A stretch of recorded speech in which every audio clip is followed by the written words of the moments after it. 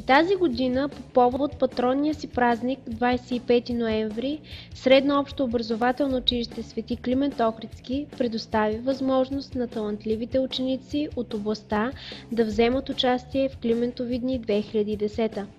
Повече от 10 дни много деца имаха възможност да покажат своите знания и умения в различни мероприятия и състезания, организирани от ръководството и учителите на училището. Бяха организирани много състезания, в които примериха сили ученици от различни възрастови групи в различни области на познанието. В навечерието на празника победителите бяха наградени на сцената на Народно читалище Наука 1870, където Климентови дни 2010 завършиха с концерт на възпитаниците на училището. Гости на празника бяха представители на община Троян, експерти от РИО на МОМ град Ловеч, представители на обществени организации, много бивши учители, родители, приятели на СОУ Свети Климент Охридски.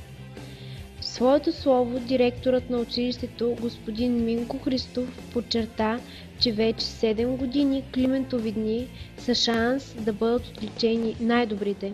Скъпи учители и ученици, защото аз съм убеден, че вие еднакво бяхте ангажирани към всички инициативи на училището. Аз безкрайно ви благодаря. Тази година се роди една интересна идея на ученическия съвет при СОУ Свети Климент Охридски, а именно изработване на презентация «Моя талантлив клас». Темата провокира децата да потърсят забавния и нестандартен поглед към своите съученици. Най-добре с поставената задача се справиха 5А и 11А клас. Наградите по 100 лева на класовете победители в двете възрастови групи връчи госпожа Соня Неткова, старши експерт по български език и литература в РИО на МОМ град Ловеч. Проведоха се традиционните състезания по математика, наградите за които за пореден път бяха осигурени от Ротари клуб Троян. Имам удоволствието да дам думата на Христо Ковачев.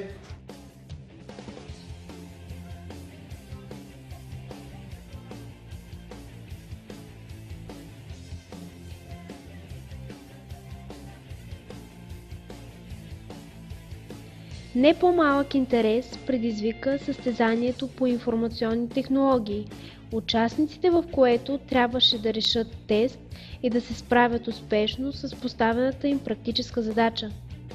Най-добрите бяха наградени от господин Васил Радойчевски, изпълнителен директор на Оптиспринт, кабелна телевизия и интернет град Троян. На всички участници в Олимпиадата по информационни технологии и на победителите пожелавам здраве и успех във всички начинания. Както всяка година, така и сега ентусиазирани спортисти не липсваха. Те взеха участие в състезанията по волейбол, баскетбол, тенис на маса, плуване. Наградата за победителите е осигурена от бюджета на училището. Най-добрите спортисти ръководството на СОУ Свети Климент Охридски награждава с екскурзия до град Плевен, където ще наблюдават професионална среща по баскетбол. Тази година състезанието по общуване народен език предложи интересна провокация на пишещите.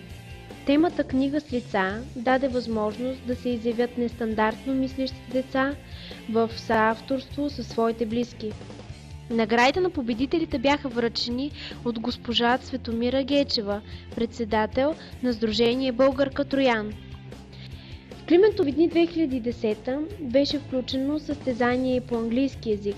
Госпожа Маргарита Николова, старши експерт по чуждоезиково обучение в РИО на МОМ град Ловеч, обяви резултатите и награди най-добрите. Тази година за първи път бе обявено и състезание по екология и устойчиво развитие, в което се утвърди екипният принцип за решаване на актуални проблеми в съвременния свят. Наградите връчи госпожа Таня Ичева, старши експерт по математика, физика и информатика в РИУ на МОМ, град Ловеч.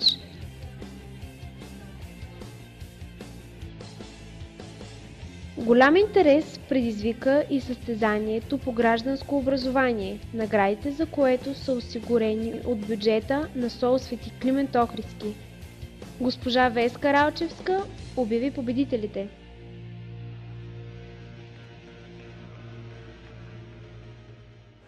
Добър вечер, уважаеми гости! Добър вечер, скъпи приятели на нашето училище!